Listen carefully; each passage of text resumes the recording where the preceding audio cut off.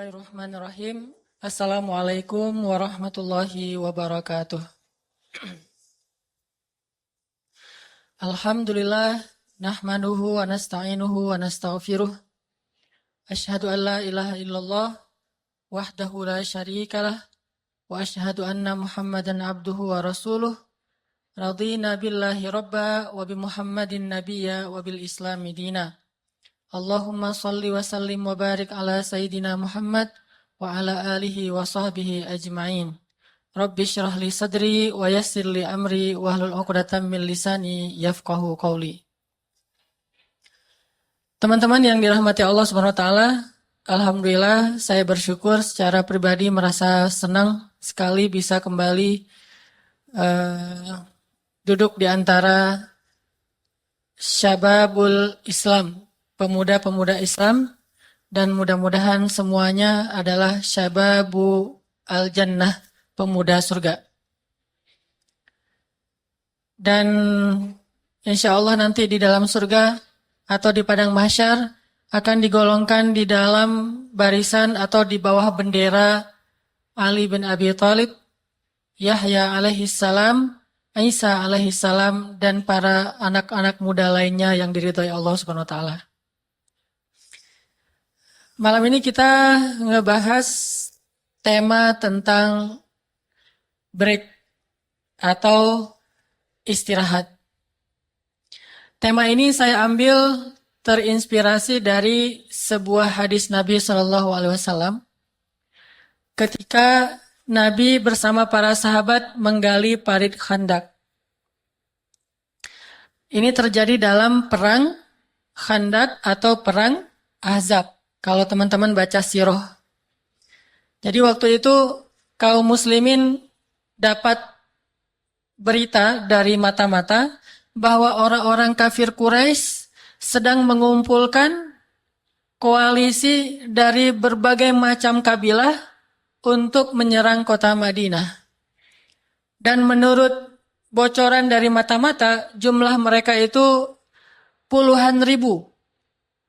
Dan dengan jumlah yang sekian banyak itu, kecil sekali kaum muslimin bisa memenangkan peperangan secara logika manusia. Dalam suasana yang begitu tegang, dan mereka hanya punya waktu kurang lebih 1 minggu untuk bersiap-siap menghadapi musuh yang udah mulai berangkat, karena baru ketahuan itu ketika musuh sudah mulai berangkat. Dari luar itu ada orang Quraisy dengan koalisinya yang sangat besar, dari dalam itu ada orang munafik, dan dari sebelah atau tetangga itu ada orang-orang Yahudi yang semuanya bersatu untuk menyerang kaum muslimin di kota Madinah. Dan orang Quraisy waktu itu sedang on fire, sedang dalam keadaan pede. Kenapa? Baru aja beberapa waktu yang lalu mereka merasa menang dalam perang Uhud. Jadi lagi pede banget nih. Beda dengan perang Uhud, mereka lagi down karena habis kekalahan di perang Badar. Sedangkan perang Ahzab, mereka merasa lagi semangat, lagi pede, lagi yakin banget akan bisa mengalahkan kaum muslimin. Ditambah lagi sekarang jumlahnya berlipat kali lebih banyak daripada di perang Uhud. Kondisi ini berbeda sekali dengan kondisi kaum muslimin di Madinah. Yang mereka juga belum lupa dengan peristiwa perang Uhud. Kita nggak bilang kalah. Kalau versi orang kafir mereka menang, tapi versi kaum muslimin kita tidak kalah. Makanya dalam bahasa ulama, perang Uhud itu tidak disebut kekalahan Uhud, tetapi disebut musibah perang Uhud. Disebut sebagai musibah dalam perang Uhud, tidak disebut kekalahan dalam perang Uhud. Karena kalau kita baca cerita panjangnya, sebetulnya kaum muslimin menang, cuma menangnya agak kebobolan. 2-1 gitu. Kalau perang Badar, menang telak. Kalau ini sempat kebobolan dulu, terus menang lagi. Artinya kaum muslimin ketika mau terjadi perang Ahzab itu dalam keadaan belum lupa, mungkin tidak trauma karena seorang mukmin tidak sampai trauma, cuman belum lupa dengan apa yang pernah mereka alami di dalam perang Uhud. Apalagi ketika nanya, siapa yang memimpin pasukan itu? Khalid bin Walid. Waktu itu Khalid bin Walid belum masuk Islam, dan untuk kedua kalinya dia akan menyerang kaum muslimin setelah kemarin keberhasilan dia di dalam perang Uhud. Sehingga kaum muslimin dalam keadaan sedang masih duka cita dengan musibah perang Uhud, Ditambah lagi belum lupa dengan cerita perang Uhud, apa yang terjadi di perang Uhud, bagaimana mereka luka-luka, belum bahkan lukanya juga belum sembuh total gitu. Apalagi yang luka-luka parah seperti Ummu Imarah atau Ummu Umarah, dan beliau belum sembuh total dari lukanya. Termasuk juga beberapa orang sahabat yang kehilangan ayah atau saudaranya belum hilang rasa sedihnya, tapi sekarang dapat berita akan diserang dengan jumlah yang lebih besar. Ini kalau dalam bahasa Said Qutb, dalam kitab Fi Dhilal Quran disebut dengan perang mental sebetulnya. Bukan perang fisik. Yang lebih besar dalam perang Ahzab itu bukan perang fisik. Justru yang paling besar itu perang mental. Dan Allah merekam di dalam surat Al-Ahzab dengan kalimat وَتَظُنُّونَ بِاللَّهِ الظُّنُونَ. Dan kalian berprasangka kepada Allah dengan prasangka-prasangka yang tidak benar. Prasangka kepada Allah maksudnya, gimana kalau kita kalah? Gimana kalau kita terbunuh? Gimana kalau kota Madinah dikuasai mereka? Gimana nanti kalau kita meninggalkan anak dan istri kita dalam keadaan yatim dan janda dan seterusnya? Zunun, berpikir dengan pikiran-pikiran yang negatif. Saking mulai terganggu perasaan dan mental para sahabat gara-gara berita akan diserang oleh jumlah yang sangat besar. Waktunya cuma 1 minggu. Akhirnya Rasulullah memanggil beberapa orang sahabat yang dikenal dengan istilah ahli syura, orang yang diajak bermusyawarah. Rasulullah bertanya kepada mereka, ini gimana nih menurut pendapat kalian? Sampai kita tahu adegan seorang sahabat yang namanya Salman Al-Farisi. Salman Al-Farisi kemudian angkat tangan mengatakan, ya Rasul, kami kalau di Persia berperang, kalau misalnya dikepung, maka kami akan menggali parit sebagai benteng. Lalu sahabat yang lain diam, tidak ada yang mengusulkan ide yang lebih baik dari itu. Kemudian Nabi mengatakan, kalau gitu kita akan lakukan apa yang dikatakan oleh Salman. Mulailah para sahabat mengatur bagaimana cara menggali parit. Karena nggak mungkin menggali parit sekeliling kota Madinah dalam waktu 1 minggu. Kan kota Madinah gede. Setidaknya 4 kali Masjid Nabawi yang sekarang. Dan itu untuk menggali parit, mengelilingi kota Madinah dalam waktu 1 minggu, mustahil. Ditambah lagi, tanah di Madinah itu bukan seperti tanah di Bandung. Tanah di kita itu, tanah kalau di sana mah batu dan batu-batu kerikil sama bongkahan batu gunung. Sehingga kalau mereka menggali parit, berarti mereka melubangi batu-batu sebetulnya. Dan jumlah kaum muslimin sedikit.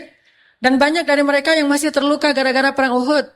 Akhirnya mereka buatlah beberapa titik yang akan digali parit, sisanya tidak digali. Karena ada yang ketutup oleh bukit, ada juga yang mungkin akan dijaga oleh pasang badan oleh para sahabat. Mulailah proyek penggalian parit Khandaq. Dan kita tahu peristiwa menggali parit Khandaq itu peristiwa yang membuat orang-orang munafik ketahuan. Jadi kelihatan gitu, mana mukmin, mana munafik, justru pas menggali parit Khandaq. Kenapa? Orang munafik nggak mau capek. Ngomongnya tuh keren banget. Kalau lagi ngomong itu, kalau lagi takbir tuh kayaknya paling semangat untuk berjihad. Begitu dihadapkan dengan realitas, mereka mundur. Kalau kita baca di surat Al-Ahzab itu bahasa mereka, wah kita nggak mungkin menang kata mereka. Udah mundur, menggembosi atau menyiutkan semangat para sahabat yang mukmin.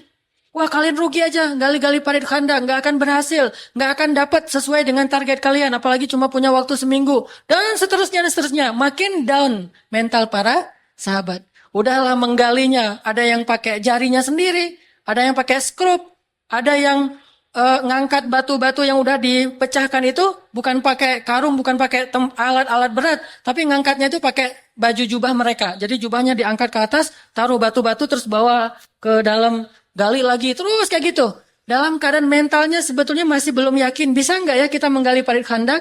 Belum lagi ancaman musuh yang sebentar lagi mau datang. Belum lagi diciutkan semangatnya oleh orang-orang munafik. Nabi SAW waktu itu melihat para sahabat. Kayaknya kurang percaya diri nih. Dan mereka masih berpikir logis. Gali sih menggali parit Khandaq. Sampai dalam menggali parit Khandaq itu ada sahabat yang terjatuh. Ketimpa dengan batu dan bawaan dia sendiri saking lemahnya. Belum lagi mereka berpuasa. Kondisi yang sangat sulit. Sampai Nabi SAW beberapa orang sahabat juga berpuasa dan tidak tahu harus berbuka puasa pakai apa. Karena saking sulitnya. Cuma minum air sama makan paling-paling 1 butir kurma dibagi berdua.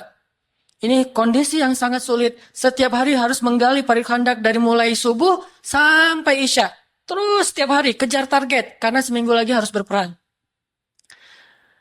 Di hari-hari terakhir ketika mereka udah di puncak lelahnya, udah di puncak hampir putus asa, udah dalam keadaan sangat lemah, di hari terakhir itu ada tepatnya 2 peristiwa yang Allah tunjukkan kepada para sahabat untuk menyemangati mereka semuanya. Tapi sebelum peristiwa ini terjadi, ada satu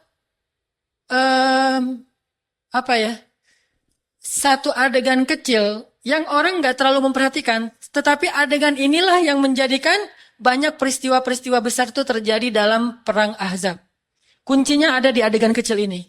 Apa adegan kecil ini? Suatu hari siang bolong ketika para sahabat dalam keadaan lelah sekali bekerja, tiba-tiba Nabi mengatakan kepada Bilal, "Ya Bilal, arihna bis shalah." Wahai Bilal, istirahatkanlah kami dengan sholat. Maksud Nabi istirahat di dalam hadis ini bukan cuma istirahat fisik, tetapi juga istirahat mental, istirahat perasaan, istirahat pikiran. Istirahatkanlah kami ya Bilal dengan sholat, yang kita menyebutnya dengan break. Yuk kita nge-break dulu yuk gitu. Mungkin kalau bagi kita istirahat kita dari suatu urusan yang berat itu nge-breaknya ngapain? Ngopi ya. Kita bisa minum kopi, minum teh, atau minum minuman yang bersoda walaupun itu nggak baik buat kesehatan. Karena menurut kita mah itu, apalagi dia misalnya dingin gitu, bisa mendinginkan otak yang tadi benar-benar dalam keadaan rush, dalam keadaan banyak masalah. Akhirnya kita break dulu. Kita ngapain kalau kita nge-break? Break kita mah ngopi, bala-bala, ngobrol. Apalagi kalau yang diobrolin itu tentang hal-hal yang sifatnya seru, fun gitu. Sehingga waktu break itu waktu yang paling ditunggu ya. Saya juga pernah kemarin ngisi di salah satu perusahaan, di perusahaan Eger, di daerah Kopo yang ke sana gitu ya. Kopo yang selatannya. Nah, di perusahaan Eger itu saya dapat satu bocoran dari teman-teman di dalam. Katanya setiap beberapa jam sekali mereka break. Dan breaknya itu dengan cara kayak sejenis senam. Mereka menggerak-gerakkan tubuh mereka biar lebih fresh lagi. Karena tadi kan duduk aja ya mikirin. Jadi kayak tadi ngahulang gitu. Ngahulang desain Eger yang terbaru gimana. Bikin branding dan segala macam. Akhirnya karena mereka udah lelah. Breaknya adalah dengan menggerakkan tubuh biar lebih segar lagi, terus teriak-teriak, mengucapkan kalimat-kalimat yang memotivasi, sugesti, sebutlah misalnya juara atau bisa atau apapun, dan itu diadopsi dari beberapa yang dilakukan oleh perusahaan Jepang di negara mereka atau di Eropa, dan juga para motivator-motivator internasional dan juga nasional. Akhirnya mereka mengadakan break per hari itu sekitar 5 kali. Dari pagi sampai sore, breaknya itu sekitar 5 kali. Untuk bisa terus semangat dan kualitas kerjanya itu bagus. Nah, ternyata Rasulullah SAW bersama para sahabat punya break yang luar biasa. Mungkin bahasanya sederhana, istirahatkan kami dengan sholat. Tapi pertanyaan saya, bisa nggak sih kita istirahat dengan sholat? Kalimatnya sederhana kan? Istirahatkanlah kami dengan sholat. Tapi jujurnya, apakah kita ngerasain sholat itu sebagai istirahat? Sehingga semangat kita untuk sholat 5 waktu itu seperti semangat orang break ketika dia kerja dalam keadaan susah. Ketika dia kerja dengan stres. Ketika dia kerja dengan tekanan. Apakah dia akan merasakan sholat itu nyamannya, semangatnya untuk sholat seperti semangatnya untuk break? Kalau ibarat anak SD mah, atau anak sekolah, begitu suara bel, semuanya bahagia ya. Saya belum pernah mendengar ada cerita anak ketika bel, aduh bel, kenapa emang bel? Saya nggak suka istirahat, sukanya belajar. Jarang kan ya? Teman-teman pernah nggak kayak gitu? Pas bel terus bete gitu? Pernah? Kalau saya mah jujur mah nggak pernah. Justru saya kalau bel tuh bahagia banget. Apalagi bel pulang. Kan ada kode tuh.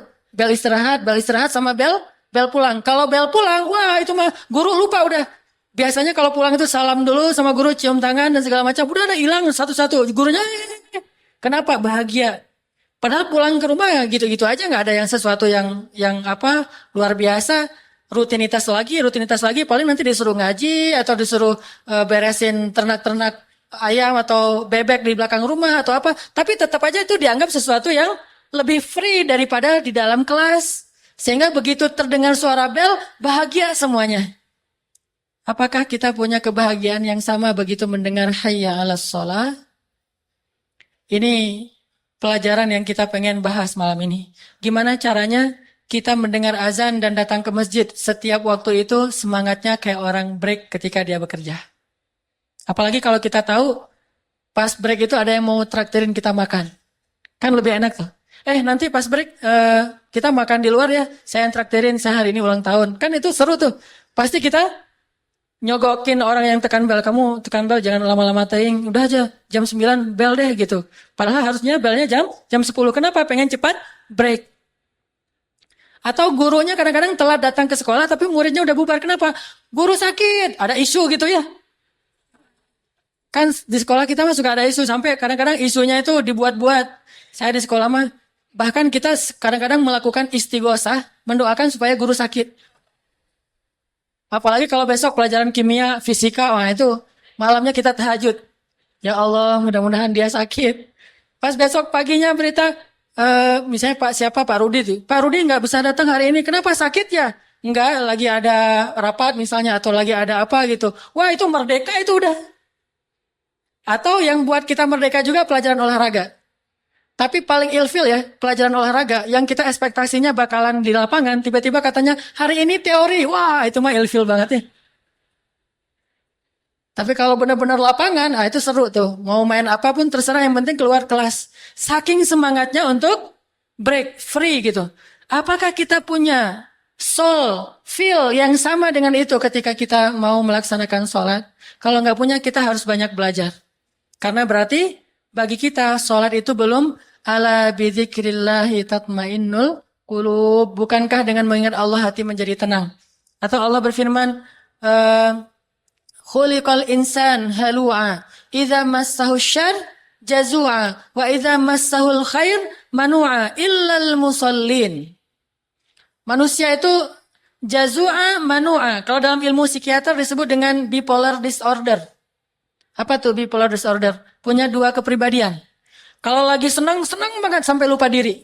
Kalau lagi sedih, wah itu marahnya sampai kayak setan gitu. Kan ada sahabat yang sehari jadi malaikat, sehari jadi setan. Itu kata Umar. Ketika ada yang mengatakan, ya Amirul Mukminin, bagaimana kalau si fulan yang menjadi khalifah berikutnya? Kata Umar, jangan, dia mah sehari jadi malaikat, sehari jadi setan. Kalau dia jadi setan, kasihan rakyat saya. Kalau dia jadi malaikat, maka mereka mendapatkan kebaikan. Cuman saya nggak mau nyebut siapa nama sahabat itu. Ini hanya versi Umar. Artinya,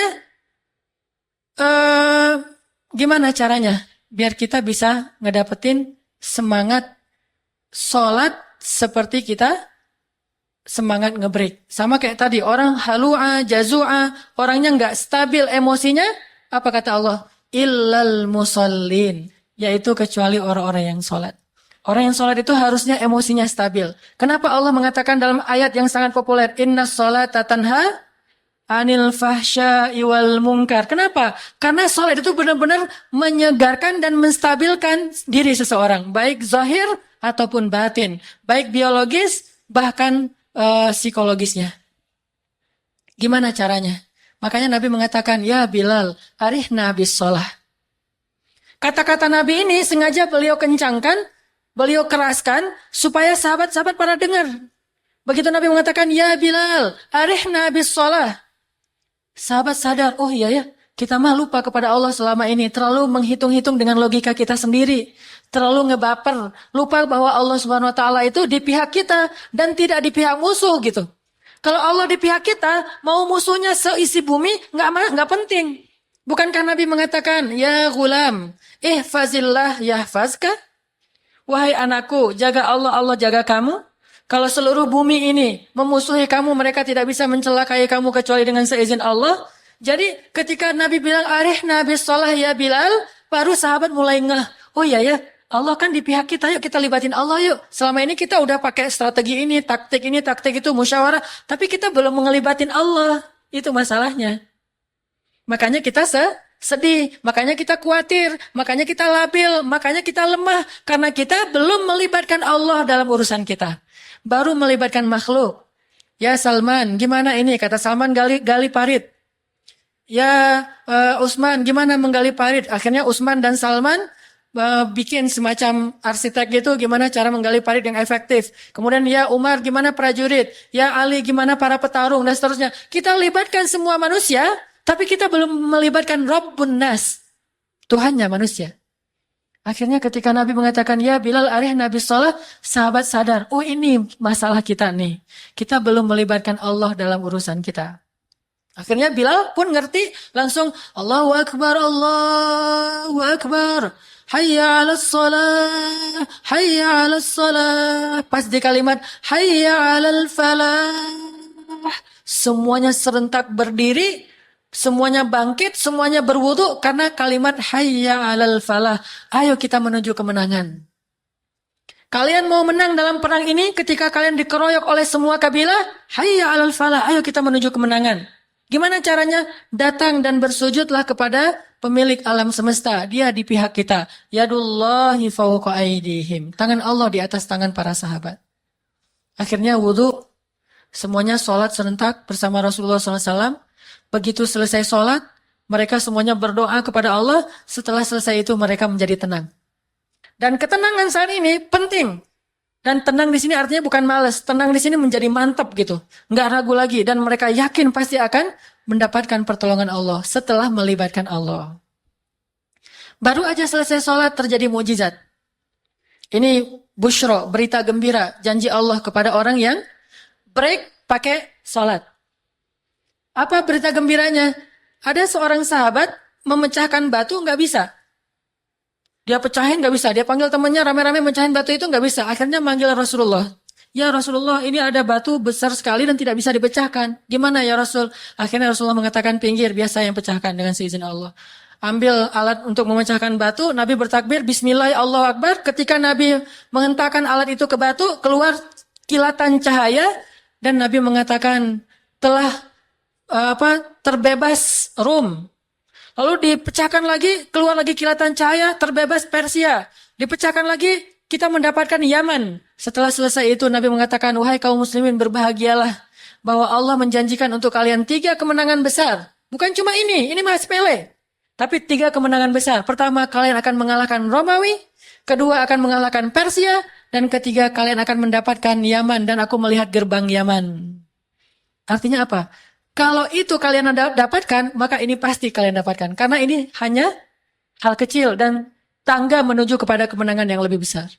Jadi Nabi nggak mengatakan, wahai kaum muslimin, kalian akan menang dalam perang ini. Enggak. Tapi kalian akan menang yang lebih besar dari ini. Jadi ini pasti menang. Itu berita gembira setelah mereka break dengan sholat. Pertanyaan lagi, apakah kita dapat berita gembira itu setelah sholat? Kalau belum, sholat lagi. Berarti sholat kita belum sempurna. Kalau belum dapat berita gembira, belum menjadikan hati kita mantap, berarti kita sholatnya belum sempurna. Sholat lagi aja. Ini berita pertama. Kejadian mukjizat kedua, setelah sholat, malamnya seorang sahabat Nabi, kalau nggak salah namanya Jabir, tapi nanti dicek lagi, saya udah lupa, udah lama sekali cerita ini. Jabir bin Abdullah pulang ke rumahnya, dia bilang ke istrinya, wahai istriku, ada apa di rumah kita? Memangnya kenapa wahai Jabir? Saya pengen ngundang Rasulullah untuk makan di rumah kita malam ini buka puasa. Karena kasihan Rasulullah udah selama ini buka puasanya tuh nggak jelas makan apa. Paling cuma makan korma, itu juga paling banyak 1 butir. Sedangkan sahurnya cuma minum air putih. Saya pengen masak daging sama bikin roti dan menjamu Rasulullah dengan 10 orang sahabat berbuka di rumah kita. Apakah kita punya sesuatu? Kata istri Jabir, oh ada seekor domba kecil yang cukup hanya untuk 10 orang. Kecil banget kayak baru lahir gitu. Yang lain gak punya. Sama gandum yang kalau dibuat roti paling-paling cuma bisa untuk 3 lembar roti. Akhirnya kata Jabir, ya udah gak apa-apa. Saya akan potong domba, saya akan masakkan daging, kamu yang bikin roti ya, kata Jabir kepada istrinya. Oh ya, dibuatin. Sore hari Jabir datang ke tempat menggali parit khandak nyari Rasulullah. Terus Jabir bilang gini, ya Rasulullah, Saya dan keluarga mengundang Rasul bersama 10 orang sahabat makan di rumah saya malam ini. Siapa yang diundang? Rasul bersama 10 orang sahabat makan di rumah saya malam ini.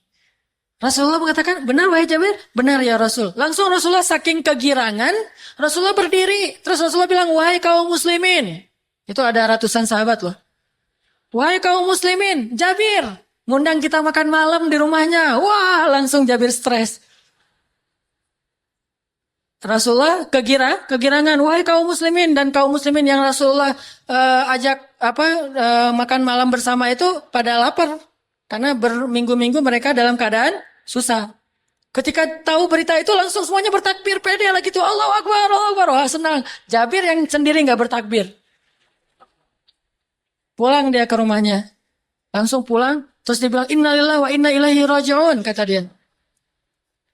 Kata istrinya, kenapa kamu bertarajuk ya Jabir? Tarajuk itu mengucapkan innalillah, kayak ada musibah gitu. Kenapa kamu tarajuk ya Jabir, ada musibah apa?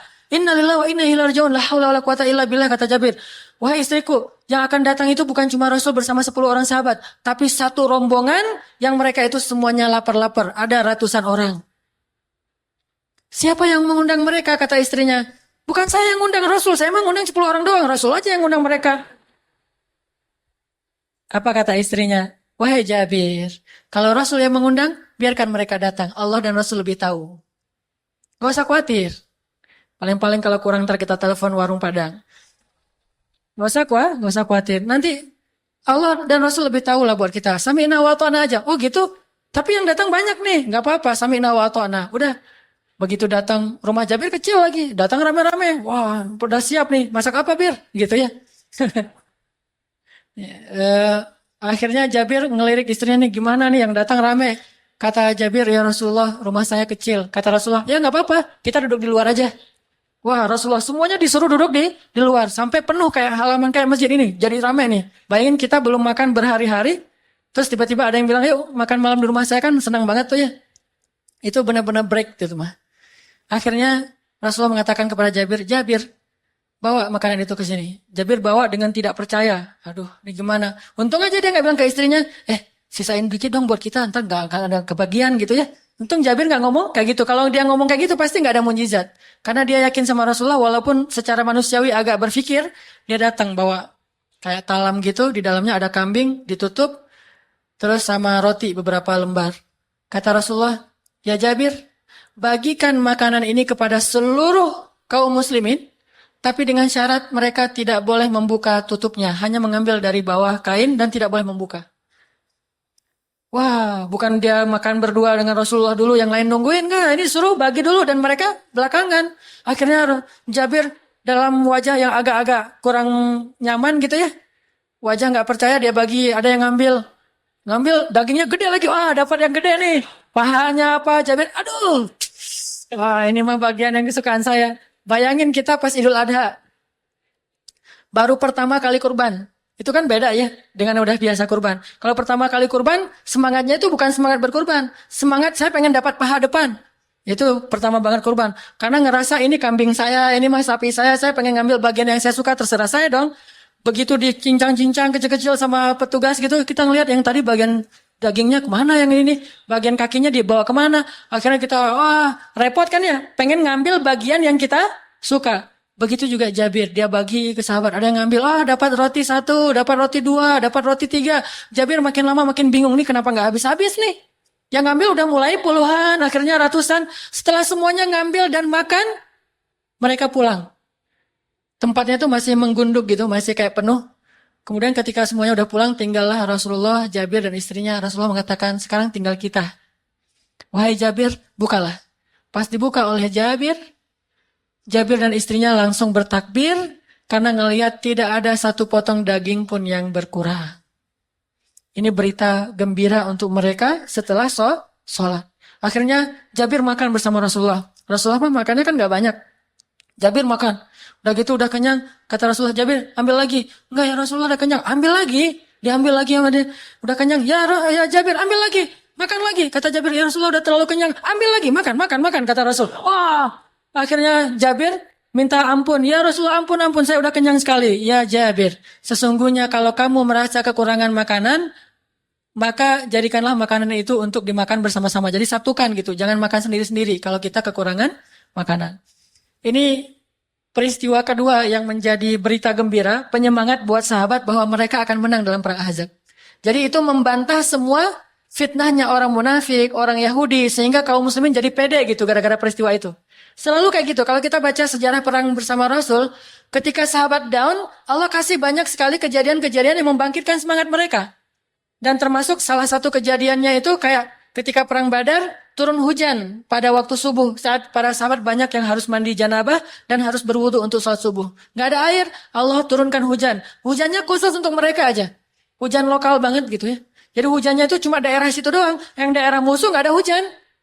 Ini mukjizat. Dan ini adalah penyemangat, berita gembira bagi hamba-hamba Allah yang mau melibatkan Allah. Jadi kalau kita melibatkan Allah, Allah nggak akan mengecewakan kita. Masih ingat kisah siapa yang pernah pekan yang sebelumnya? Kisah siapa? Kisah Siti Hajar. Ya, ketika Siti Hajar ditinggal oleh Ibrahim di tengah padang pasir, terus Siti Hajar bertanya apa? Ya Ibrahim, kenapa engkau tinggalkan kami di sini? Ibrahim menjawab, tidak, karena pertanyaannya salah.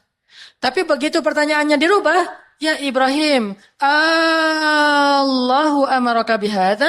Apakah Allah yang menyuruhmu melakukan ini? Kata Siti Hajar, baru Ibrahim mengangguk dan mengatakan, ya ini perintah Allah. Ketika Ibrahim mengatakan ini perintah Allah, apa kata-kata Siti Hajar? Idzan la yudayyi'an Allah. Kalau gitu Allah nggak akan mengecewakan kami. Berangkatlah wahai suamiku. Jadi kalau udah melibatkan Allah, urusan mah jadi mudah. Kita sering memudahkan urusan kita kalau ngelibatin duit. Padahal duit itu tidak selalu bisa memudahkan urusan kita. Apakah kita bisa membeli kesembuhan ketika kita sakit? Banyak orang kaya yang tidak mampu membeli kesembuhan walaupun dia punya dunia dan seisinya. Bahkan mereka tidak mampu membeli kesembuhan dari penyakit yang sedikit saja. Tapi ada orang yang miskin, yang hanya dengan minum air putih, kemudian dia diruqyah membaca Al-Fatihah, Allah beri kesembuhan. Artinya, kita belajar yakin sama Allah untuk melibatkan Allah di dalam sholat. Jadi sholat itu cara kita melibatkan Allah dalam urusan kita. Kalau kayak gitu, insya Allah kita akan ngerasain sholat itu sesuatu yang break banget, solusi banget, refresh. Sholat itu benar-benar istirahat, sholat itu benar-benar menenangkan. Kenapa? Karena saya akan melibatkan pencipta alam semesta dalam urusan saya. Dah, azan? Insya Allah nanti kita lanjutkan kisah-kisah tentang bagaimana sahabat dan para tabi'in bisa menjadikan sholat itu sebagai break atau raha, sehingga mudah-mudahan kita bisa meniru mereka dalam sholat-sholat kita. Insya Allah kita lanjutkan setelah sholat isya. Bismillahirrahmanirrahim. Teman-teman yang dirahmati Allah Subhanahu wa taala, kita lanjutkan kajian kita tentang menjadikan sholat dan zikir itu sebagai break dalam hidup kita. Gimana caranya kita ngerasain semangat pergi ke masjid atau semangat menyebut nama Allah, semangat melibatkan Allah itu kayak semangat kita ngebreak ketika kita dalam bekerja atau mungkin break me time kalau untuk kita pribadi gitu ya, butuh me time ketika kita penat dengan urusan keluarga, kita penat dengan urusan pekerjaan, kita capek dengan berbagai macam masalah, akhirnya kita butuh waktu untuk sendiri. Kita butuh me time atau mungkin kita butuh waktu untuk berdua dengan pasangan kita, sehingga kita mungkin jalan kemana, makan di mana, nonton apa, dan seterusnya. Itu kan semangat gitu ya. Bahkan kalau udah dijadwalin, misalnya kalau malam minggu besok kita misalnya mau nonton film misalnya. Itu belum kejadian, tapi udah bisa bikin break di hati kita. Udah bisa bikin lega gitu. Walaupun kita punya banyak beban, tapi pas tahu, minggu besok kita mau jalan nih. Kan jadi nyaman ya. Sebesar apapun masalah kita, tetap aja semangat. Kenapa bisa gitu? Karena kita nganggap nonton itu break. Nonton itu refreshing buat kita. Bisa benar-benar menyegarkan semangat kita. Atau kalau teman yang senang musik misalnya. Gimana semangatnya kita, misalnya pas tahu datang grup-grup musik idola kita. Sebutlah kalau anak-anak reggae misalnya datang grup musik reggae yang dari Brazil gitu atau dari Jamaika datang ke Indonesia, atau anak-anak rock atau No FX misalnya datang untuk anak-anak punk rock misalnya, atau duet sama manggung bareng dengan Rosemary. Wah kan itu kan, wah kapan gitu ya. Terus beli tiket, udah gitu kita lihat tiketnya setiap hari, dilihat lagi tiketnya. Padahal tanggalnya udah dihafal, tapi masih ada dilihat-lihat terus. Kenapa? Karena kita ngerasa itu sesuatu yang benar-benar bisa nyelesain atau bisa menenangkan kita. Atau siang hari ketika malamnya kita akan nonton bola. Final Liga Champion. Antara Real Madrid melawan Manchester United misalnya. Siang itu kan kita udah nyiapin kopi, udah nyiapin kacang, udah nyiapin cemilan-cemilan, udah ngajak teman-teman, kita kalau perlu nontonnya itu yang layarnya agak gede gitu. Nontonnya bareng-bareng, gak akan tidur. Wah, kita udah planning, udah bikin rundown-nya, udah bikin itinerary-nya, kita bakalan ngapain, sehingga siangnya aja kita udah semangat gitu. Padahal nontonnya masih ntar malam, tapi dari siangnya kita udah semangat. Dan kita akan ngelakuin hal-hal yang mungkin bagi orang ngapain sih gitu-gitu amat, bagi kita asik tuh. Kenapa? Karena kita nganggap itu sesuatu yang break, yang benar-benar ada semangat breaknya, ada bagi kita ada semangat seru, nyantai, asik, nyaman buat kita. Orang nonton Persib misalnya, sebagai orang Bandung kan, kalau Persib lagi main, apalagi lawannya tetangga misalnya kan nih, wah itu kan semangatnya semangat perjuangan 45 kan, rela mati tuh. Udah gitu kita hujan, panas, nggak penting. Nggak ada cerita, kenapa nggak ikut nonton Persib? Hujan, itu nggak pernah dengar kan? Malu malah kalau dia ngomong nggak nonton Persib gara-gara hujan. Jadi nggak ada alasan hujan. Walaupun sholat di masjid itu sebetulnya, hujan itu alasan yang dibolehkan dalam agama untuk tidak ke masjid loh. Ada nggak alasan bagi teman-teman bobotoh, hujan nggak perlu nonton di stadion, nonton di rumah aja? Nggak kan? Saking luar biasanya semangat kita untuk nonton di stadion bola. Jadi hujan malah makin seru. Makin hujan itu makin keren gitu. Hujan tiketnya habis, itu bukan masalah. Mau hujan, mau tiketnya habis, mau jalannya jauh dari luar kota dan segala macam, mau misalnya dihadang sama musuh atau apapun istilahnya, itu bukan masalah. Kenapa? Kita nganggap itu sebagai sesuatu yang seru buat kita. Bisa nggak kita punya semangat yang kayak gitu ketika kita mendengar suara azan? Atau yang paling dekat gini deh. Bisa nggak ya setiap waktu azan itu semangat kita mendengar atau menunggu waktu azan tuh kayak semangat kita nunggu azan maghrib ketika sedang berpuasa. Tuh kan azan paling indah tuh kan azan maghrib ketika bulan puasa ya. Itu azan paling indah. Gimana pun muazinnya biasa aja, itu nggak masalah. Kalau azan yang lain kan kita kadang-kadang sok-sok mengkritik muazin gitu. Muazinnya gak enakan, saya malas ke masjid, alasannya muazin. Tapi kalau buka puasa, mau muazinnya kakek-kakek, anak kecil yang baru belajar, malah kita bersyukur kalau ada anak kecil yang iseng belajar azan, jam 5 lebih dikit gitu, Allahu Akbar, wah buka gitu. Ada alasan, nanti pas ternyata salah, ya gak apa-apa udah makan, alhamdulillah gitu kan.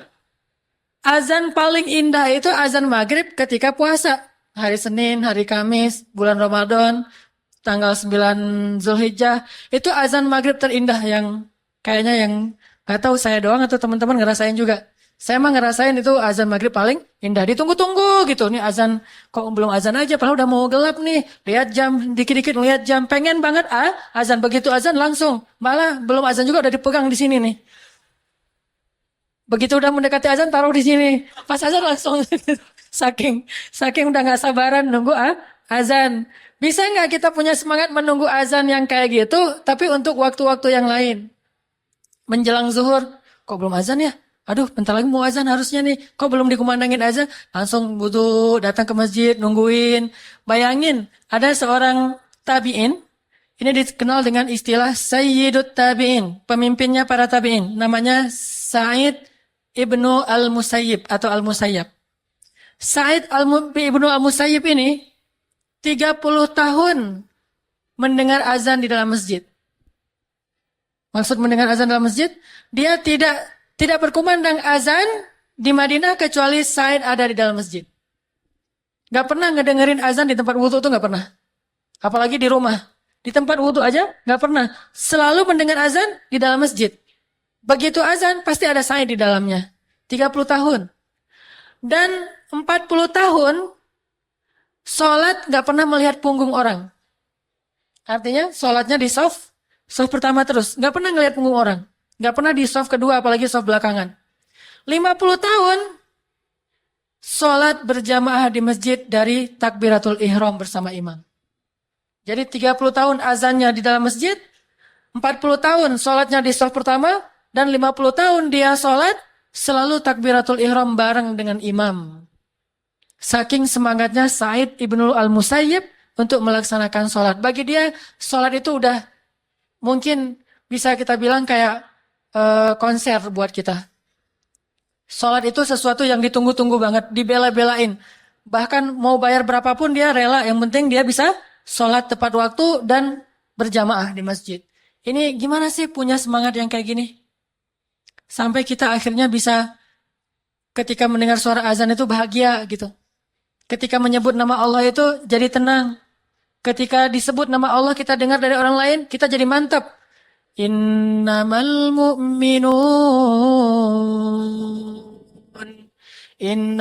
mu'minun alladzina idza dzukirallahu wajilat qulubuhum. Mukmin yang sebenarnya jika disebut nama Allah hatinya gemetar. Wa idza tuliyat 'alaihim ayatuhu zadathum imana.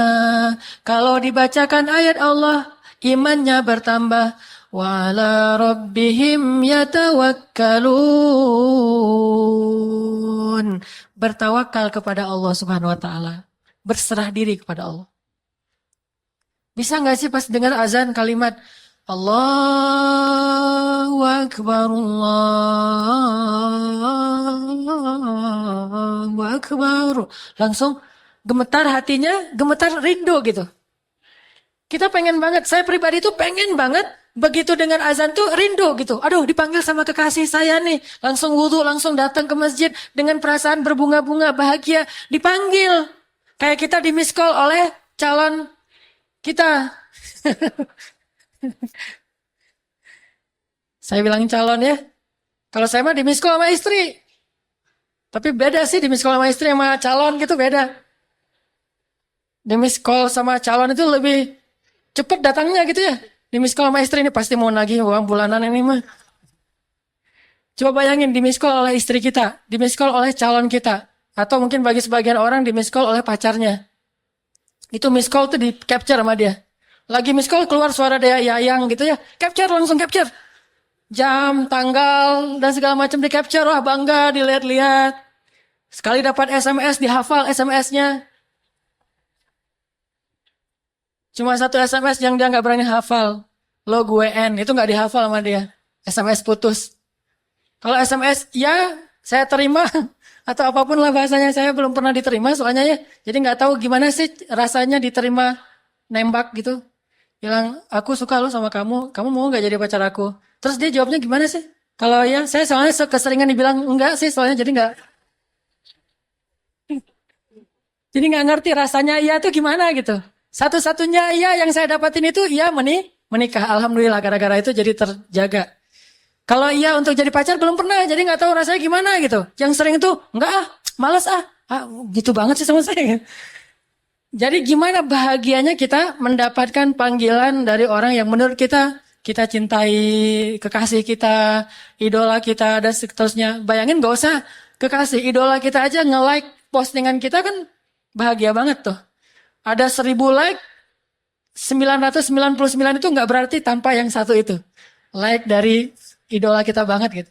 Wah ternyata dia nge-like saya loh gitu. Langsung nunjukin postingan berikutnya apa, like itu yang diposting gitu. Jadi dapat like dari yang kita idolain itu di capture, diposting lagi. Di like lagi sama dia 2 kali. Akhirnya dia malas juga, akhirnya dia unfollow.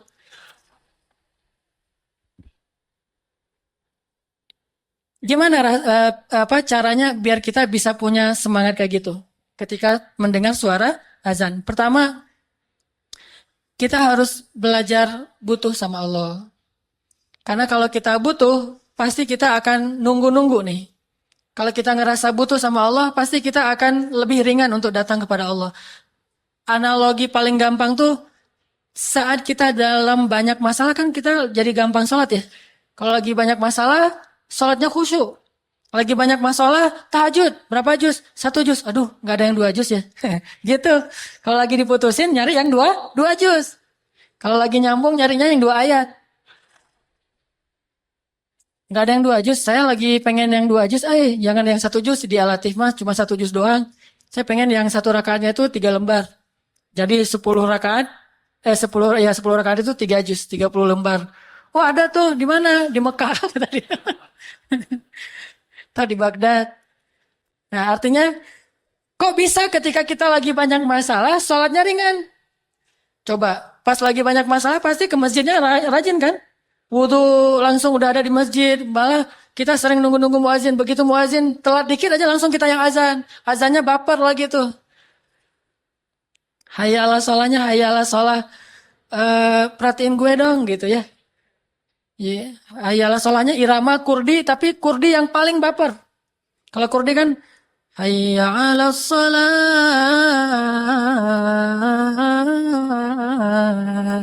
Ini lebih baper dari itu. Sampai ada serak-serak basahnya. Udah gitu saking bapernya panjang, keputus lagi napasnya. Di akhirnya gitu. Ini semangat ke masjid. Kok bisa? Karena kita ngerasa butuh sama Allah. Ya Allah, lembutkanlah hati bapaknya. Supaya bapaknya itu butuh kan? Jadi semangat. Lagi banyak hutang. Ya Allah, mudahkanlah saya dalam membayar hutang. Kalau perlu, tolong lembutkan hati orang itu supaya melunaskan hutang saya. Gitu. Ini kan gara-gara kita butuh. Cuman kenapa kita selalu ngerasa butuhnya pas lagi ada masalah? Bukankah hidup kita itu sebetulnya dalam banyak masalah? Dan masalah itu sebagian besarnya kita belum sadari karena belum terjadi mungkin. Kita selalu butuh Allah Subhanahu wa Ta'ala. Dan kadang Allah, bahkan bukan kadang, sering Allah itu menolong kita, menyelamatkan kita dari banyak masalah tanpa kita sadari. Sehingga kita pikir nggak ada masalah. Padahal masalah itu datang kepada kita. Allah Allah bentengi kita dengan sholat kita yang sebelumnya. Sehingga pas masalah datang, akhirnya dia mental lagi. Datang lagi masalah, hilang lagi. Datang lagi. Itu lebih sering daripada masalah yang udah datang kepada kita. Kemudian Allah angkat setelah kita ngerasain. Malah lebih sering kita belum sempat merasakan masalah, udah Allah angkat masalahnya. Cuman kita nggak sadar. Makanya Allah mengatakan, Yas'aluhu man fis samawati wal ard. Kulla yaumin huwa fi sya'n. Setiap hari Allah sibuk mengangkat masalah dari hambanya. Ada yang diangkat masalah setelah hamba itu merasakannya sehari, 2 hari, setahun, 2 tahun. Ada yang diangkat masalah itu sebelum hamba itu merasakan masalah ini. Jadi sering justru Allah itu sebetulnya menghindarkan kita dari masalah, menghindarkan kita dari kecelakaan, menghindarkan kita dari musibah, menghindarkan kita dari kerugian, menghindarkan kita dari sakit, penyakit. Sering menghindarkan kita dari banyak hal. Cuman Allah nggak pernah ngomong gini, hei hambaku, ini udah ya, satu masalah aku hindarin nih. Kamu bersyukur nggak sih? Ya bersyukur Allah, alhamdulillah gitu. Terus ini hambaku, kalau Allah mau ngomong kayak gitu, kayaknya kita nggak sempat ngapa-ngapain. Kenapa? Sehari mungkin 1000 kali Allah akan ngomong kayak gitu kepada kita. Dihindarkan. Baik masalah yang menimpa kita secara personal, ataupun masalah yang menimpa kita secara kolosal. Baca deh sains tentang astronomi. Dalam semalam itu berapa asteroid atau komet atau bintang jatuh ke bumi yang terhindar oleh kebesaran Allah Subhanahu wa Ta'ala. Bayangin ukuran mobil aja. Walaupun ukurannya gede terus pas sampai bumi karena terkikis oleh gravitasi jadi seukuran mobil kena rumah kita. Kan lumayan tuh. Bayangin kalau Allah tidak menghindarkan. Makanya Allah mengatakan di dalam Al-Quran bagaimana kami menjaga kalian dari langit dan dari bumi di dalam surat Al-Muluk. Apakah kalian merasa aman? Padahal Allah Subhanahu wa Ta'ala lah yang menjaga kalian di langit dan di bumi. Terus siapa yang memberi kalian minuman, memberi kalian udara dan segala macam. Allah tuh banyak ngasih kebaikan buat kita. Yang harusnya kemarin kita ketularan dengan penyakit seseorang, tapi Allah hindarkan kita nggak ketularan, yang ketularan teman kita. Akhirnya kita jadi menjenguk dia, bukan dia yang menjenguk kita. Kok bisa? Kita nggak sadar aja. Bukankah kita sering harusnya menjenguk dijenguk oleh teman kita, malah kita yang menjenguk dia kan ya? Sama kayak saya sama teman pergi misalnya lagi ke Batu Karas. Ternyata kita sama-sama digigit nyamuk di sana mah. Nyamuk apa? DBD. Pas udah digigit nyamuk, pulang, baru di jalan dia udah sakit. Akhirnya pas sampai di Bandung, saya ngejenguk dia. Walaupun seminggu kemudian dia jenguk saya sih. Tapi setidaknya harusnya mungkin bukan saya doang. Saya, dia, dan beberapa teman yang lain rata-rata pernah kegigit nyamuk lah. Karena di sana banyak nyamuk. Cuma kenapa kita berdua doang yang sakit. Walaupun dia duluan kemudian saya. Bayangin kalau yang lain juga kena. Yang lain yang nggak kena DB itu mungkin ngerasa, saya mah nggak kena sakit. Padahal mungkin dia pantas juga untuk dirawat di rumah sakit. Tapi Allah menghindarkan musibah itu dari dia. Dia aja nggak sadar. Dan itu sering terjadi dalam hidup kita. Maka kita harus selalu ngerasa butuh 24 jam dalam sehari, setiap detik kita butuh kepada Allah. Sehingga setiap kali Allah panggil, ya saya emang butuh sama Allah. Udah datang ke Allah. Apalagi memang nyata-nyatanya secara zahir, emang kita punya banyak masalah. Wajah-wajah kita kan wajah-wajah bermasalah nih. Banyak masalah gitu. Ketika kita lagi ngerasa sangat banyak masalah, maka sholat itu harusnya benar-benar jadi break kita dari masalah-masalah kita. Nggak nyaman hatinya, perasaannya, lagi tadi mungkin baru ramai dengan pasangan, baru dimarahin sama orang tua, baru ada masalah sama teman, baru ngalamin sesuatu yang nggak nyaman. Hayalah sholat, udah datang aja ke Allah, karena memang ngerasa butuh. Karena kita yakin begitu kita datang kepada Allah, kita libatkan Allah, Allah akan ikut menolong kita dalam masalah kita. Itu pasti. Tapi kalau kita nggak pernah ngelibatin Allah, nggak usah nuntut-nuntut Allah. Allah akan bilang, emangnya kamu ngelibatin saya? Bukankah kamu nggak pernah datang ketika saya panggil? Atau datangnya malas-malesan, sekedar menunaikan kewajiban doang, dan itu juga belum tentu sah?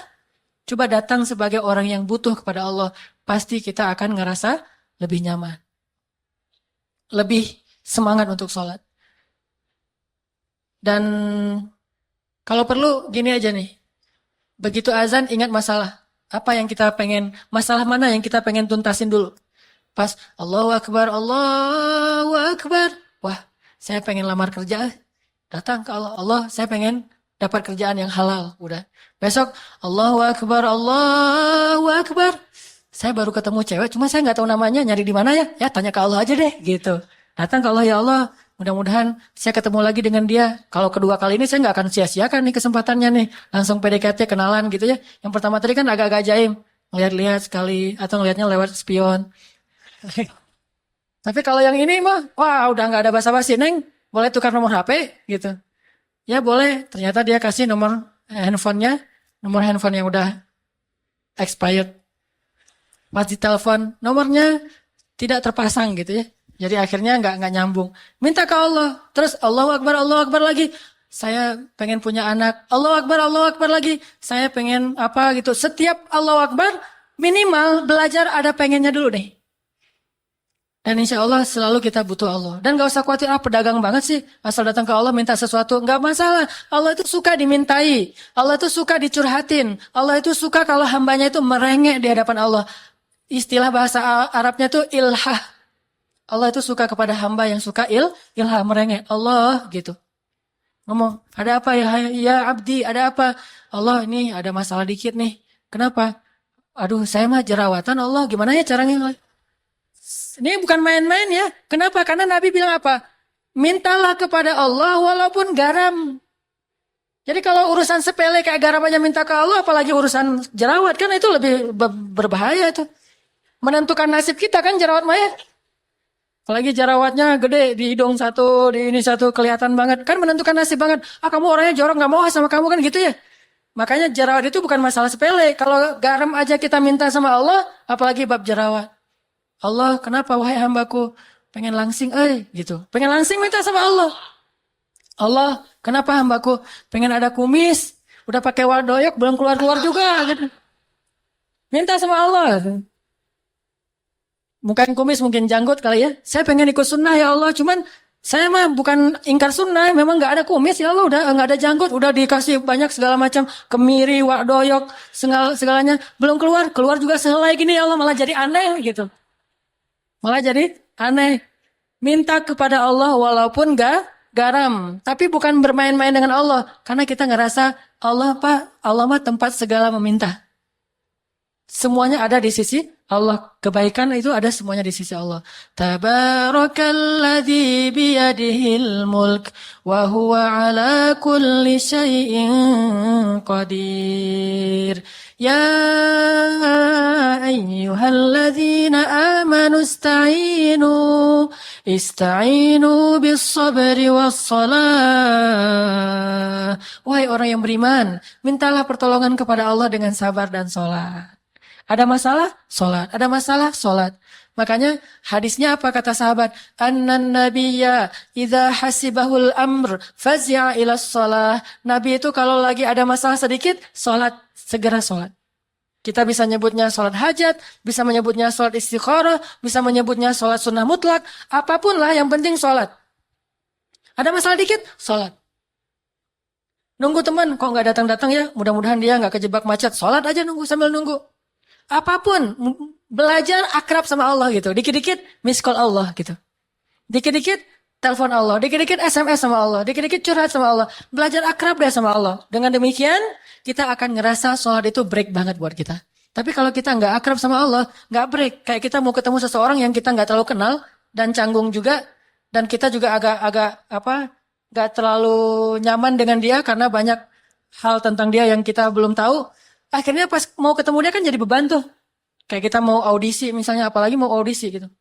Kita tahu nih hari ini suara saya serak banget nih mau audisi. Ketemu sama Ahmad Dhani, Anang, dan segala macam, Agnes Monica gitu kan ya. Terus pas udah lagi audisi, gimana lagu saya, hancur banget atau gimana? Kan gitu nanya gitu. Kata yang lain, kalau aku sih yes, nggak tahu Anang gitu. Nah baru kan jadi, kalau kita mau ketemu seseorang yang kita nggak kenal, kita takut, kita nggak akrab sama dia, pasti nggak nyaman. Tapi kalau ketemu sama seseorang yang kita sayang, kita cinta, kita akrab, kita udah soulmate banget, pastinya nyaman. Kayak kita mau ketemu teman, ada teman baru, ada teman lama. Teman baru mah belum kenal, mau dikenalin nih. Atau baru kenalan lewat WA atau lewat sosial media, mau kenalan. Kan nggak selalu nyaman ya. Tapi kalau ketemu teman lama yang udah lama nggak ketemu, tapi dia sahabat kita banget, soulmate kita banget, kan di semangat gitu mau datang. Ketemu di mana?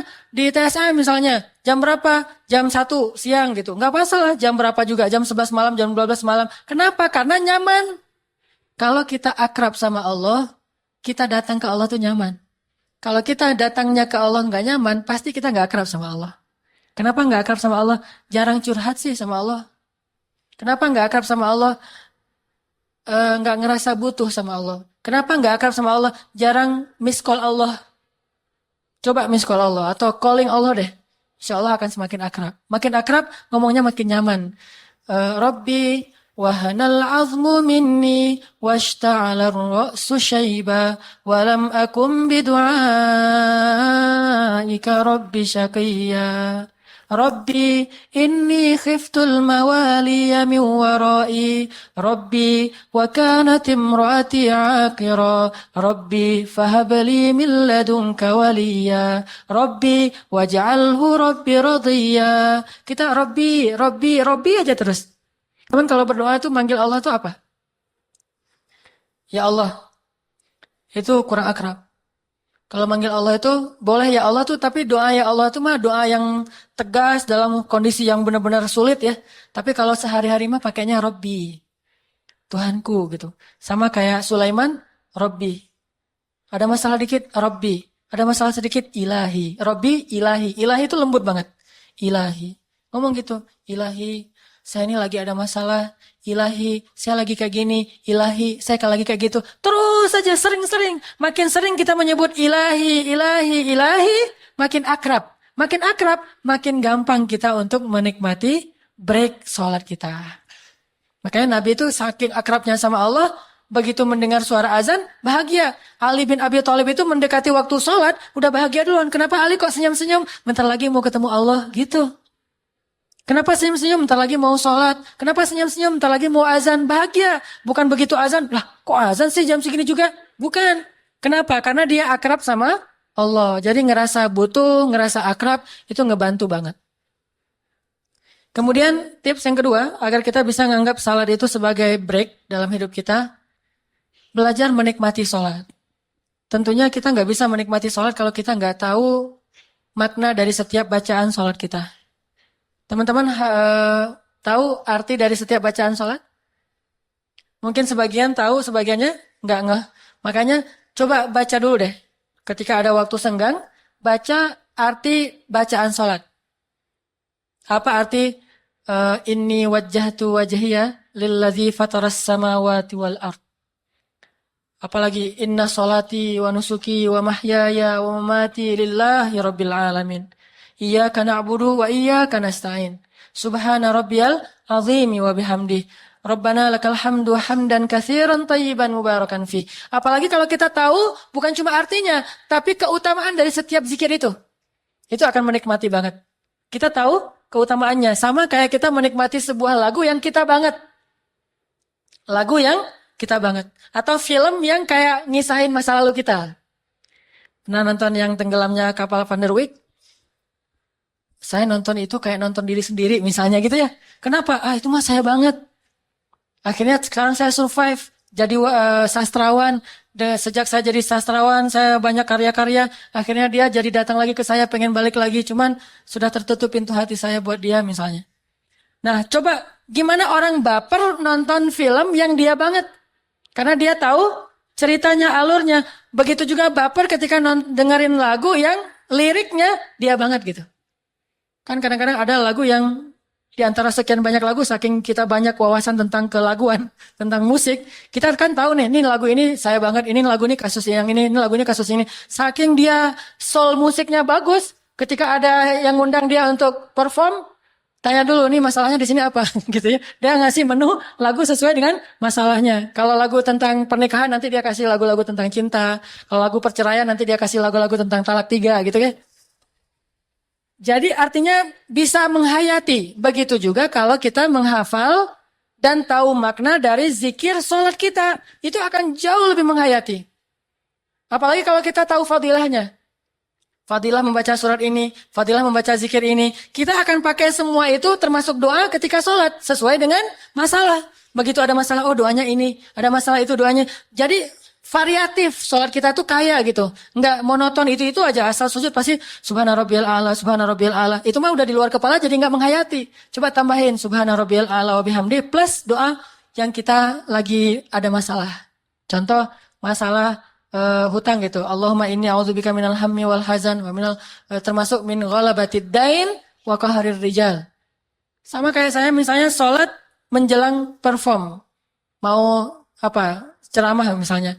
Berarti sholat itu saya doanya apa? Rabbi syrah li sadri wa yassir li amri wahlul 'uqdatam min lisani wahlul 'uqdatam min lisani, diulang berkali-kali supaya saya mudah menyampaikan kebenaran yang Al-Qur'an dan hadis sehingga bisa diterima dan menjadi amal jariah.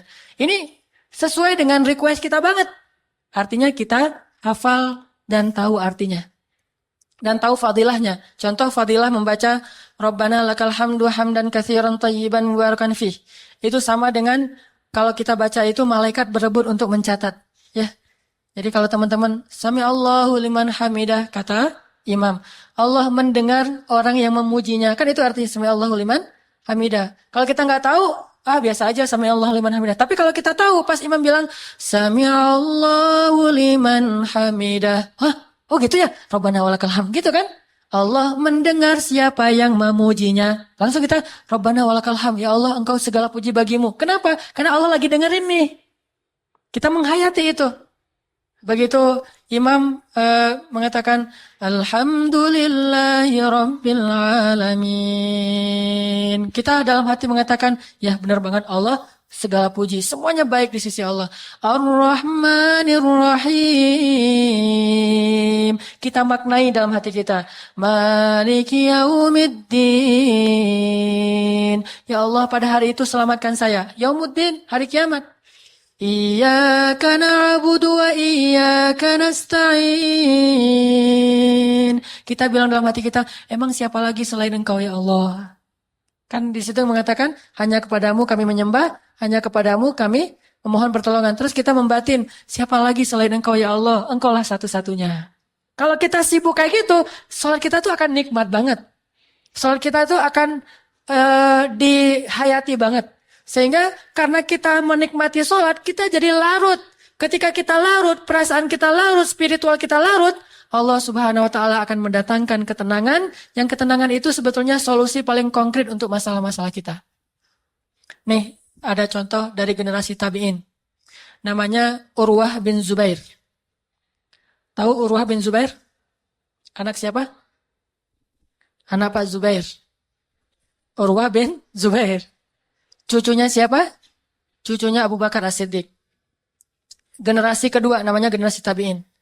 Nah, Urwah bin Zubair di usianya yang sekitar 60-an tahun pernah diuji oleh Allah dengan sakit, kalau di zaman sekarang mungkin mirip dengan kanker, tapi di kakinya atau tumor gitu ya di kaki.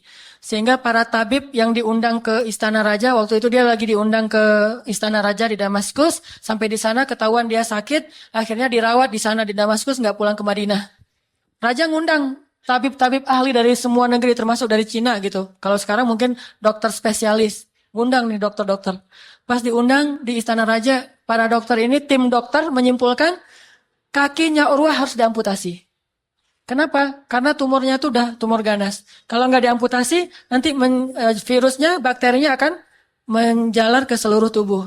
Akhirnya mereka bilang ke Urwah, ya Urwah, kakimu itu sudah parah dan harus diamputasi. Bagaimana pendapatmu? Kata Urwah, lakukanlah apa yang menurut kalian baik. Saya berlindung kepada Allah Subhanahu wa taala.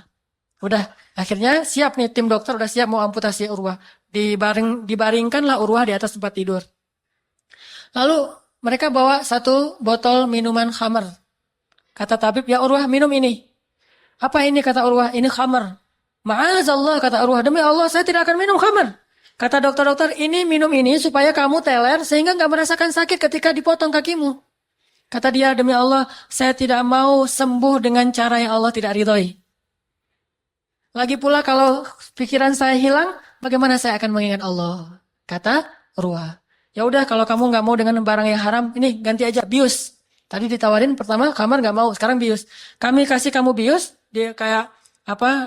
Diusap di wajahnya, di hidungnya, kemudian dia nanti pingsan. Ini apa ini bius? Kalau kamu pakai ini, kamu akan pingsan, nggak sadarkan diri, sehingga kamu nggak ngerasain sakit. Ketika diamputasi, apa kata Urwah? Demi Allah, sakit itu adalah kifarat dosa. Dan saya tidak mau kehilangan kifarat dosa dengan cara tidak merasakan sakit ketika dipotong kaki saya.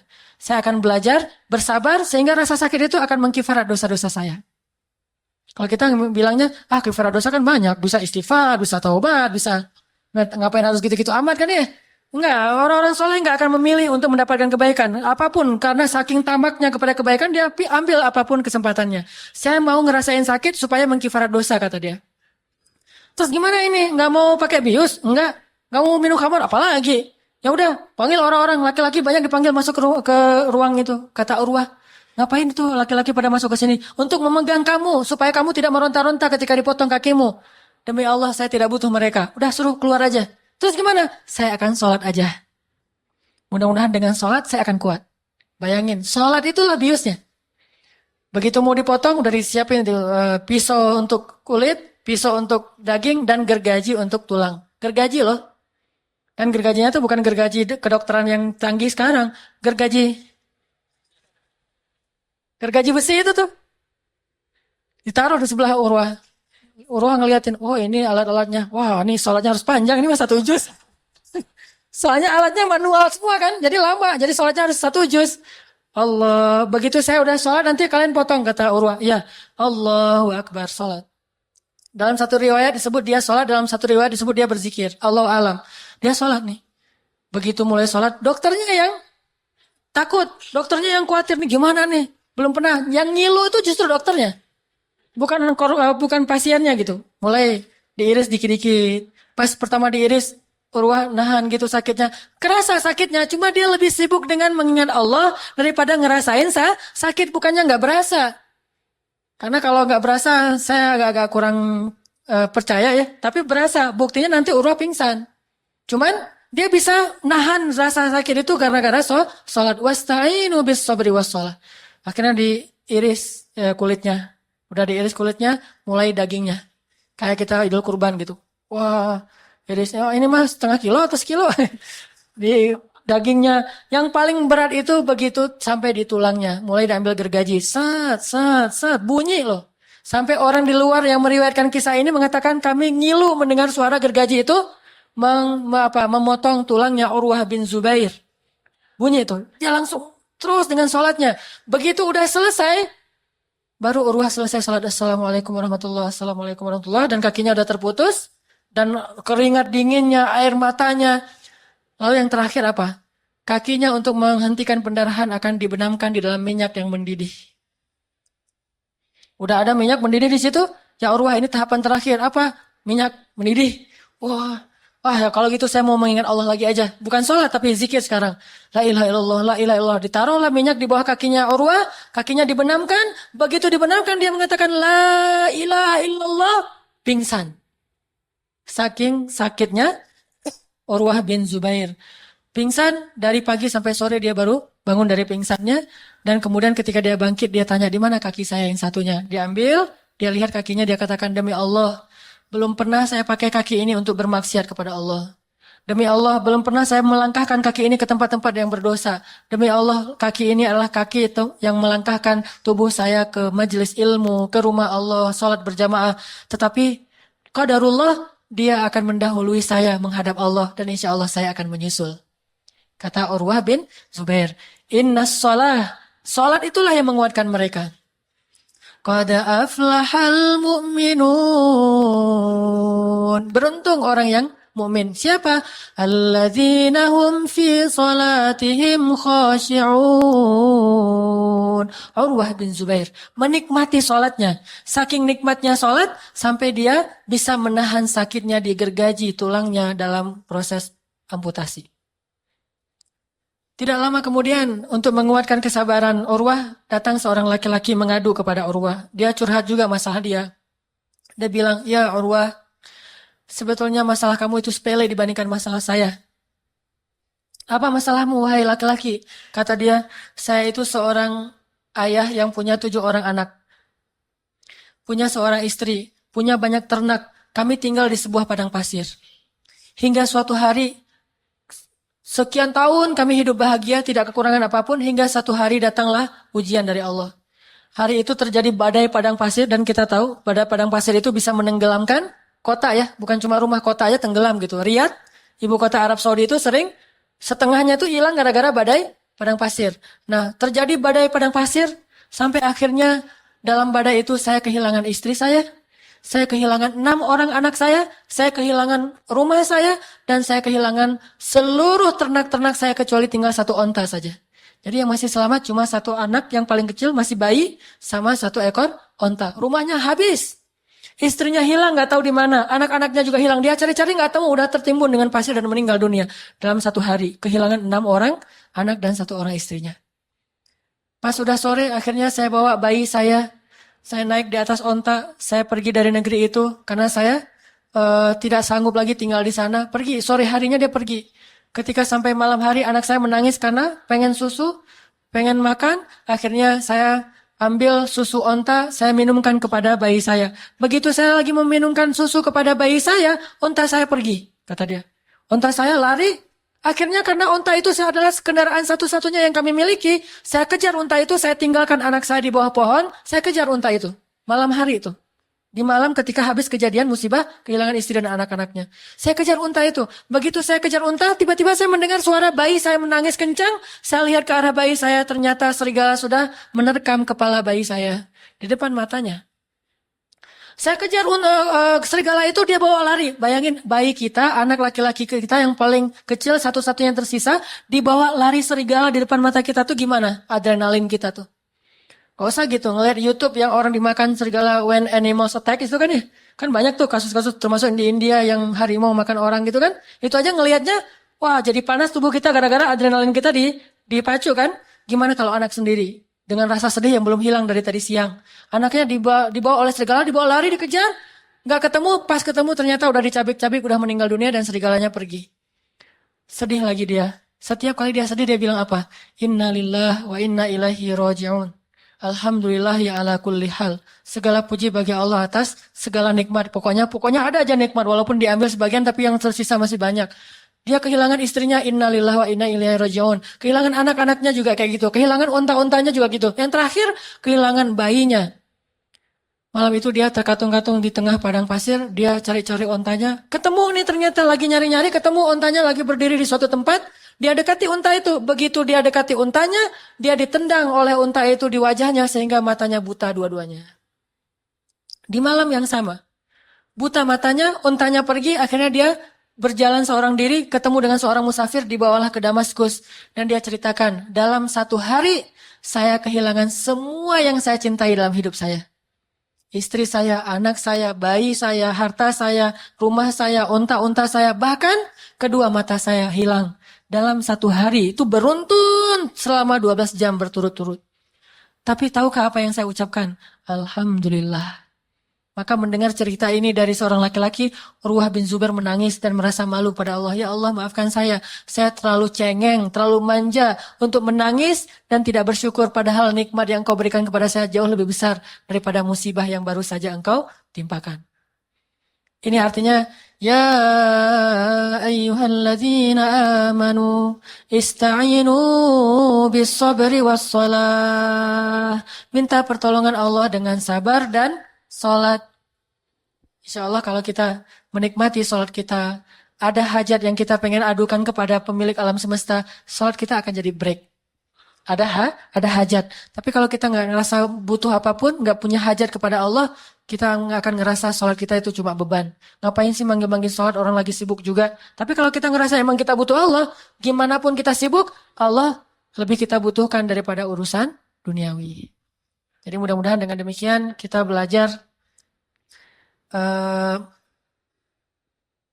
menjadikan sholat sebagai break dalam hidup kita. Bahagia ketika waktu sholat tiba, sebagaimana kita bahagia ketika waktu istirahat atau waktu entertain kita tiba dalam hidup kita. Jadi sholat itu mudah-mudahan semangatnya semangat entertain, tapi dilakukannya secara serius, khusyuk, dan ibadah. Walaupun semangatnya semangat entertain. Itulah teman-teman kisah-kisah orang yang menjadikan sholat sebagai rohah, sebagai istirahat, sholat sebagai penyejuk jiwa. Mudah-mudahan kita bisa mengambil pelajaran darinya. Ini ada permintaan doa dari teman kita namanya Rani yang sedang dirawat di rumah sakit Ujung Berung. Selesai operasi TBC otak. Mudah-mudahan Allah SWT mengangkat penyakitnya dan menggugurkan dosa-dosanya. أعوذ بالله من الشيطان الرجيم بسم الله الرحمن الرحيم الحمد لله رب العالمين حمدا يوافي نعمه ويكافئ مزيده الحمد لله حمدا كثيرا طيبا مباركا فيه الحمد لله على كل نعمة التي أنعمت علينا الحمد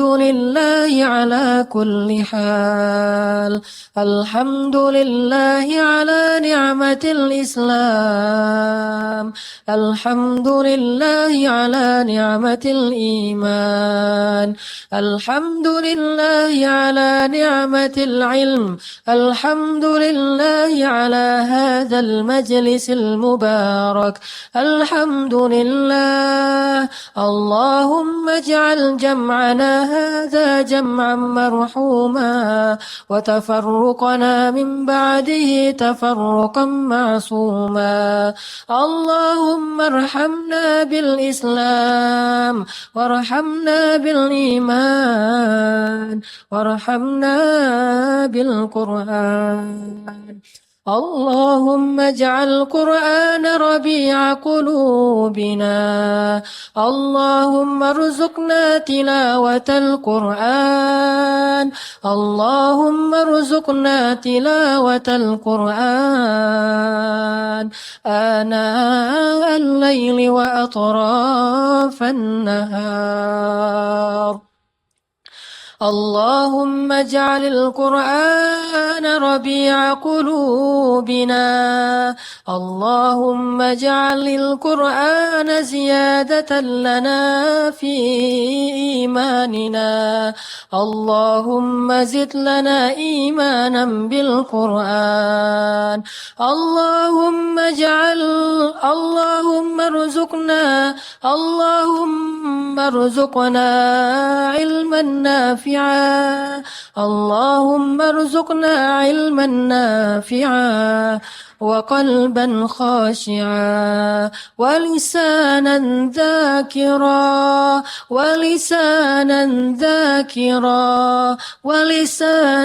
ذاكرا وعملا متقبلا اللهم يسر لنا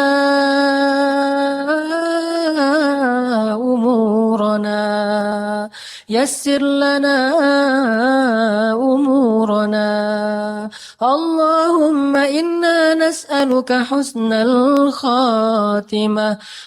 الخاتمة ونعوذ بك من سوء الخاتمة اللهم اجعل خير أيامنا يوم نلقاك وخير أعمالنا خواتمها اللهم ربنا آتنا من لدنك رحمة وهيئ لنا من أمرنا رشدا واجعل لنا من كل ضيق مخرجا ومن كل هم فرجا ومن كل عسر يسرا. Ya Allah, ya Arhamar Rahimin, muliakanlah kami ya Allah dengan ilmu agamamu. Muliakanlah kami ya Allah dengan ibadah-ibadah kepadamu. Muliakanlah kami ya Allah dengan akhlak-akhlak mulia. Muliakanlah kami ya Allah dengan Al-Quran. Muliakanlah kami ya Allah dengan ketakwaan. Muliakanlah kami ya Allah dengan kesolehan. Muliakanlah kami ya Allah dengan sifat malu. Muliakanlah kami ya Allah dengan sifat tunduk dan patuh kepadamu. Muliakanlah kami ya Allah dengan sifat takwa. Ya Arhamar Rahimin, bukankah hambamu yang paling mulia di sisimu adalah yang paling bertakwa? Maka pilihlah kami ya Allah. Pilihlah hati kami ya Allah dan tanamkanlah ketakwaan di dalamnya. Jadikanlah kami termasuk hamba-hambamu yang bertakwa. Ya Arhamar Rahimin, ajarkanlah kepada kami ibadah-ibadah yang khusyuk seperti ibadahnya Zubair bin Awam, seperti ibadahnya Abdullah bin Zubair, seperti ibadahnya Urwah bin Zubair, seperti ibadahnya Sa'id ibn al-Musayyib, seperti ibadahnya Abdullah ibn Abbas, seperti ibadahnya para anbiya, seperti ibadahnya Rasulullah sallallahu alaihi wasallam. Ajarkanlah kepada kami salat yang khusyuk ya Allah. Ya Arhamar Rahimin, genggamlah hati kami ya Allah. Jadikanlah hati kami selalu bahagia ketika mendengar namamu disebut oleh para muazzin di atas menara-menara masjidmu ya Allah. Jadikanlah bagi kami salat sebagai rehat sebagaimana salat rehat bagi Nabi dan para sahabat dalam perang Ahzab. Ya Arhamar Rahimin, selama ini kami selalu bahagia ketika menonton konser musik-musik kesukaan kami. Kami bahagia ketika menonton pertandingan bola dari kesebelasan kesukaan kami yang kami bela. Kami bahagia bertemu dengan orang-orang yang kami cintai. Kami bahagia menonton film-film kesukaan kami. Kami bahagia untuk menghibur diri kami dengan hiburan-hiburan yang sering kali melalaikan kami, ya Allah. Kami rela membayar berapapun mahalnya demi mendapatkan hiburan itu. Ya Arhamar Rahimin, sekarang ajarkan kami untuk bahagia ketika kami sholat berjamaah. Ajarkan kami bahagia ketika duduk dalam majelis ilmu. Ajarkan kami bahagia ketika kami membaca Al-Quran. Ajarkan kami bahagia ketika berselawat kepada Nabi-Mu.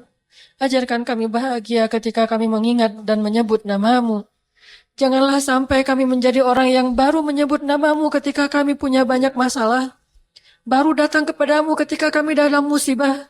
Baru berselawat kepada Nabi-Mu ketika kami dalam keadaan berputus asa.